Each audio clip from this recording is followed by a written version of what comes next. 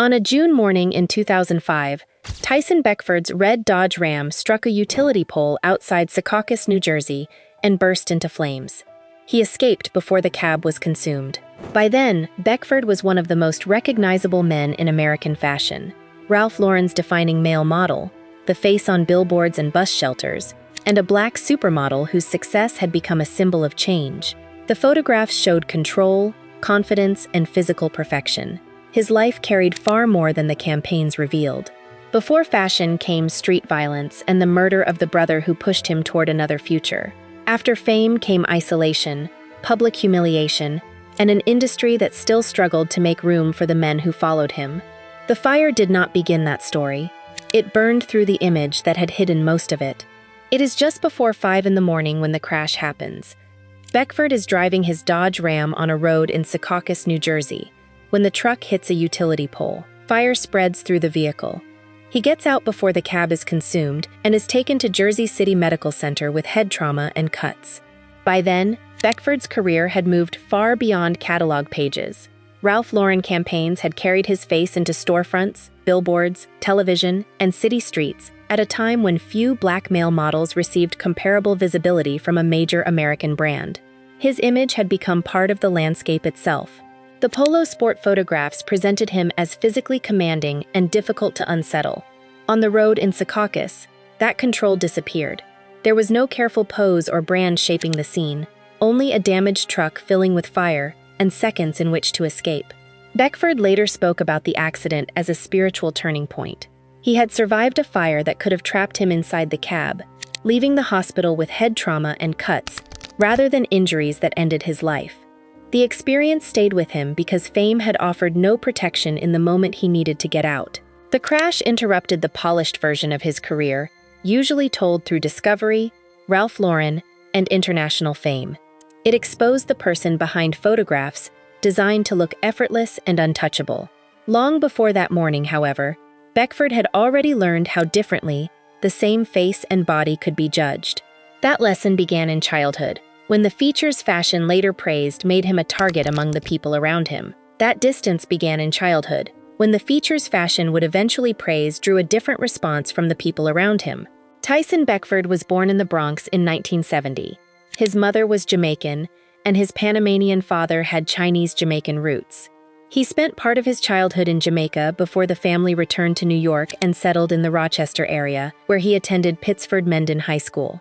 The movement between places shaped how he saw himself, but it also made him easy to single out.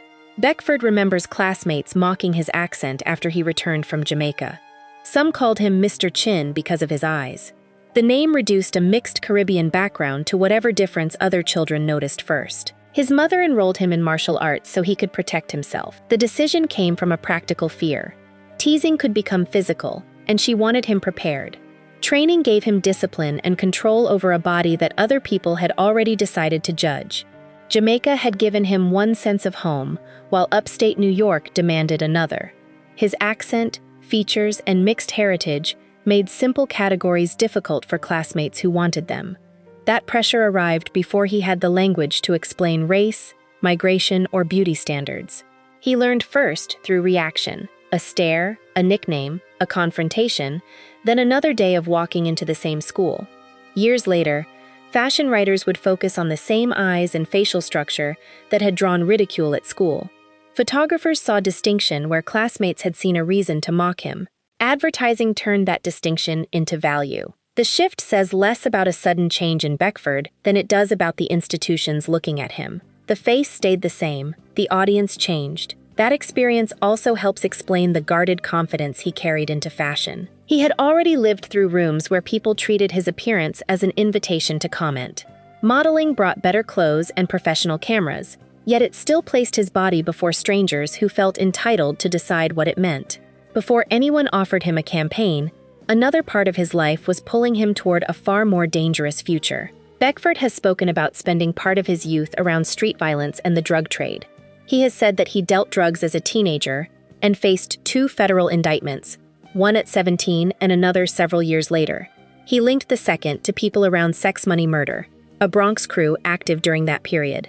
An indictment is a charge rather than a conviction, and no conviction connected to either case has been publicly established.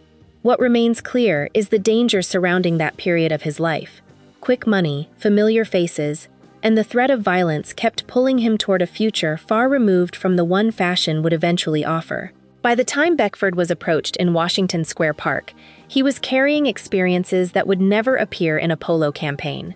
The people who noticed his face saw only a potential model. They could not see the violence and familiar loyalties that still shaped his choices. One magazine opportunity could not erase the life he already knew. Beckford was studying acting and beginning to appear in print, yet modeling had not become stable enough to pull him away. He needed a reason stronger than ambition to keep choosing that direction. Someone close to him had been giving him that reason. That person was his older brother, Patrick. Patrick encouraged Tyson to take modeling and acting seriously while the streets were still pulling at him. He saw something in his younger brother that Tyson had not fully committed to yet, and he kept urging him to place that energy somewhere safer.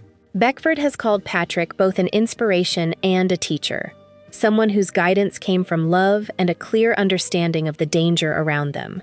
When Tyson began bringing home early photographs, Patrick reacted with pride.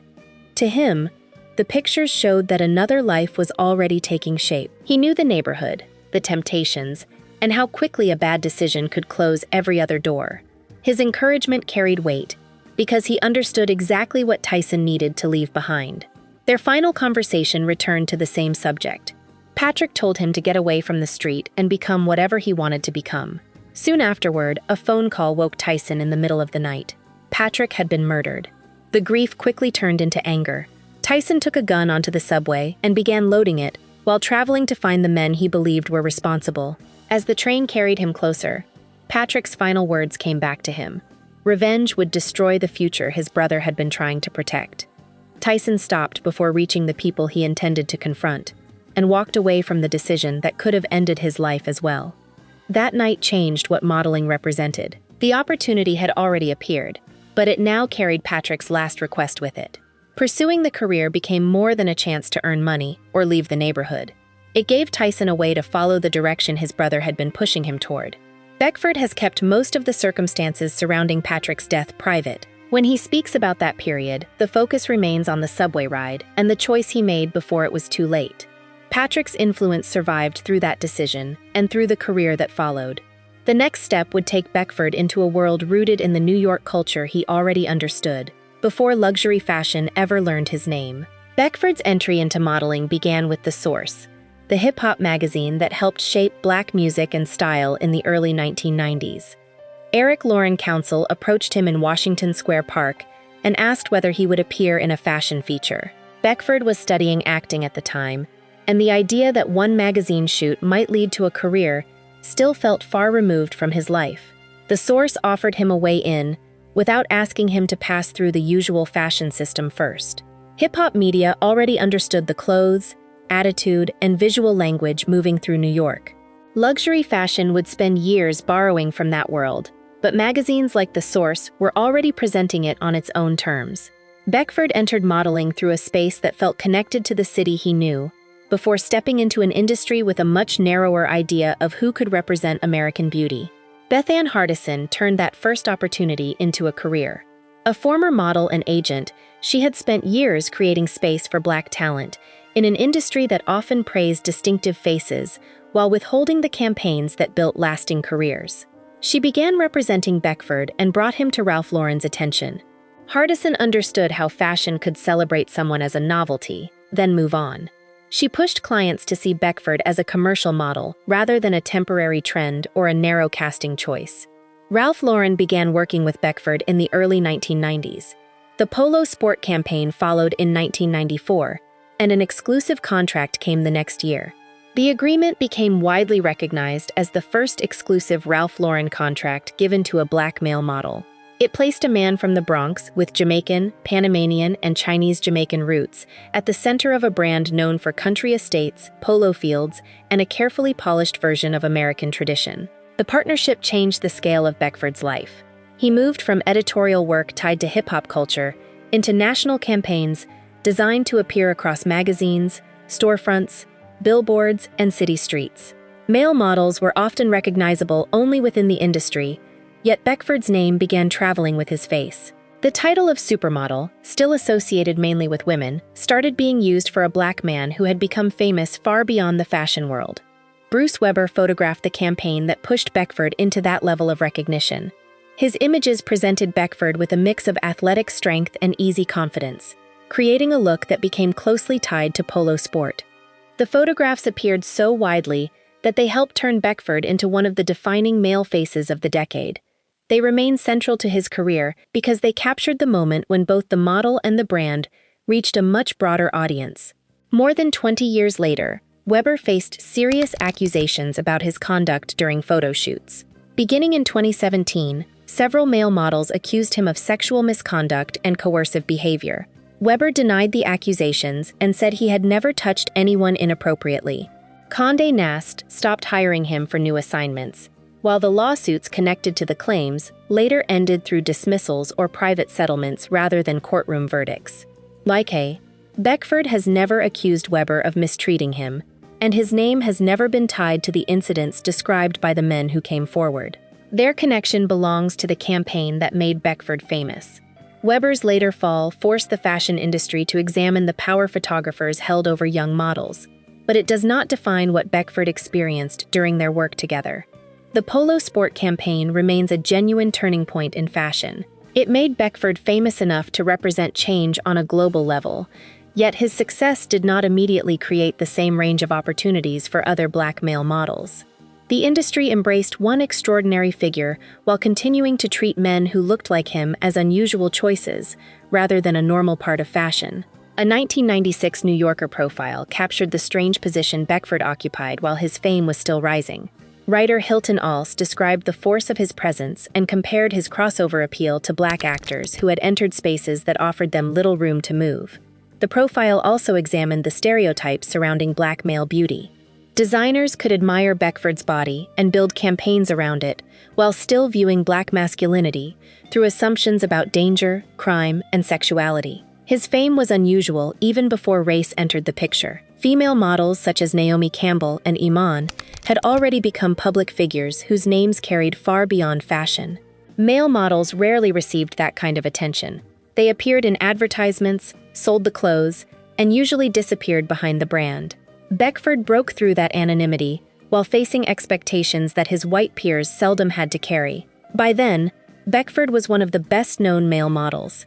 His face appeared on billboards nationwide, yet he had never appeared alone on the cover of a glossy magazine.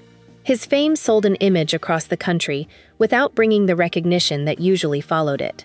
Hardison saw the contradiction.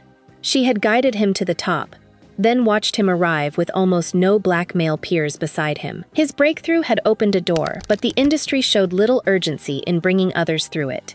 He felt that isolation during castings. Beckford remembered entering rooms where white models looked at him as though he had wandered into the wrong place. His campaigns had made him internationally recognizable, yet ordinary fashion spaces could still treat his presence as unusual. Fame had changed his position without erasing the assumptions waiting inside the room.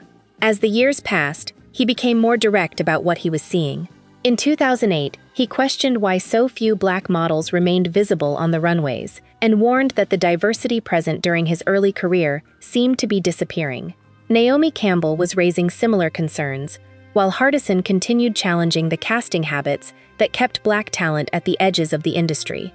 Hardison eventually turned that pressure into a public campaign. Through Balanced Diversity, she worked alongside Campbell and Iman to call attention to fashion houses whose shows excluded black models or included a single black face in an otherwise white lineup. The effort forced designers to answer for choices that had often been dismissed as personal taste. Beckford's frustration now stood beside an organized movement led by the woman who had helped build his career.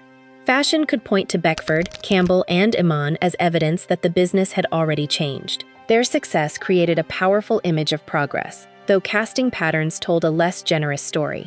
During the spring 2016 season in New York, black models accounted for a little more than 1 in 10 runway appearances. The number showed improvement, but it also revealed how slowly access had expanded after decades of highly visible black stars. Beckford's criticism carried weight because he had received an opportunity few male models ever reached. His partnership with Ralph Lauren remained a defining relationship of his career. Yet success also showed him how many doors stayed closed elsewhere in fashion. The industry could point to his career as evidence of progress, even while black male models appeared as exceptional bookings rather than a regular part of its landscape. Beckford had broken through. What remained uncertain was whether fashion would build a wider path behind him. New faces and important careers followed, but access still largely rested on singular success stories. Beckford's achievement widened the image of who could represent American luxury without making that image ordinary. Outside the casting rooms, popular culture was beginning to shape its own version of male modeling, one built less around exclusion and more around turning the entire profession into a joke. Zoolander arrived in 2001 and turned the fashion world into a broad comedy. The designers were self-important, the industry took itself far too seriously, and the male models at the center of it were handsome, competitive, and almost unbelievably foolish. Beckford appeared briefly as himself. He enjoyed being part of the film and later said he would have welcomed a role in the sequel.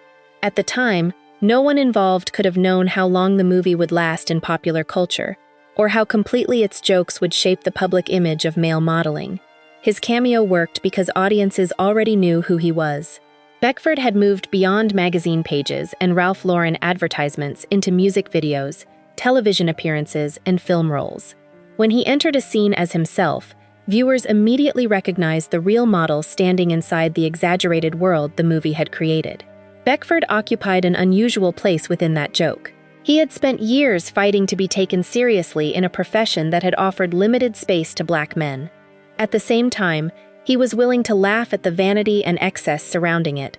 His appearance in the film showed that he could enjoy the parody without pretending the real industry had no power over people's careers. That distinction was easy to miss. Zoolander made male models look interchangeable and empty-headed, while Beckford's own career had been shaped by race, exclusion, and the pressure of being one of the few black men with major visibility. The film gave audiences a memorable comic image of the profession, though it had little room for the realities Beckford had been describing outside the screen. The cameo still helped expand his reach. People who had never followed fashion campaigns or runway seasons knew his face, and the movie placed him beside actors and celebrities already familiar to a mainstream audience. His career continued moving into film and television, eventually including a role as host and mentor on Make Me a Supermodel. That broader fame pulled him further into celebrity culture. Recognition no longer depended on a campaign or fashion show. Television coverage gave audiences access to the person behind the image, and social media later removed distance. The same attention that extended a career could also turn one careless moment into the main story that followed him. By 2018, an argument in an Instagram comment section could travel farther in a few hours than a magazine profile once had in months. The exchange began beneath a photograph of Kim Kardashian posted by the Shade Room. Beckford criticized her body, suggested that a doctor had damaged the shape of her right hip, and said her appearance held no appeal for him. The comment came without any invitation from Kardashian and was quickly condemned as body shaming. Kardashian replied, "Sis, we all know why you don't care for it," followed by emojis. The wording was widely read as a suggestion that Beckford was gay, and the backlash shifted almost immediately. What had started as criticism of a woman's body now carried a second insult, one that treated a man's sexuality as something embarrassing enough to use against him. Beckford answered through his own account. He expressed support for the LGBTQ community and said clearly that he was straight. His response showed how quickly the argument had moved away from the original photograph. A crude comment about Kardashian's appearance had turned into a public debate over body shaming, sexuality, and who had crossed the worst line. Both had given the audience something to attack. Beckford had judged Kardashian's body in public, while Kardashian had responded with language many people considered homophobic. The exchange spread because every reply widened the argument. People who had little interest in either person's work could still take a side, repost the insults, and keep the story alive. The attention also showed how different fame had become since Beckford's polo sport years. Editors, photographers, agents, and fashion houses once controlled most of the images attached to his name. Those campaigns took weeks or months to produce. A comment on Instagram took seconds and reached an enormous audience before anyone involved could reconsider it. The image Beckford had spent years building offered little protection once the argument began circulating. His Ralph Lauren campaigns, film appearances, and place in fashion history now appeared beside a careless remark in the same search results. Social media gave every moment the same immediate visibility, whether it came from decades of work or a few words typed beneath a photograph. Kanye West later entered the dispute and publicly warned Beckford to stop speaking about Kardashian. His response pushed the argument beyond the original comment section and gave entertainment outlets another reason to cover it. The fight developed its own momentum, with each new reaction bringing it back before an audience that might otherwise have moved on. Beckford continued working after the backlash. His career had already expanded into acting, television, mentoring, and occasional returns to fashion. The Instagram dispute remained an embarrassing chapter rather than an ending. A few years later, another major campaign placed him back in front of the kind of audience that had first made him famous. Beckford remained visible after his busiest years on the runway. He took film roles, appeared on reality television, hosted modeling competitions, and worked with younger models as a mentor.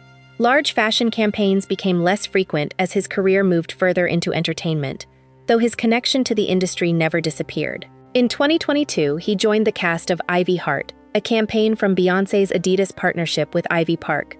Karrueche Tran, Troye Sivan, Shu Pei, and Naomi Watanabe appeared alongside him.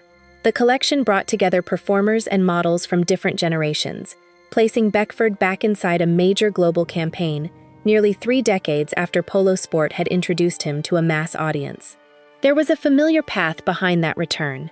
Beckford's first modeling opportunity came through The Source, where hip-hop culture gave him access before luxury fashion knew what to do with him. Years later, a fashion label created by Beyoncé placed him in front of another generation.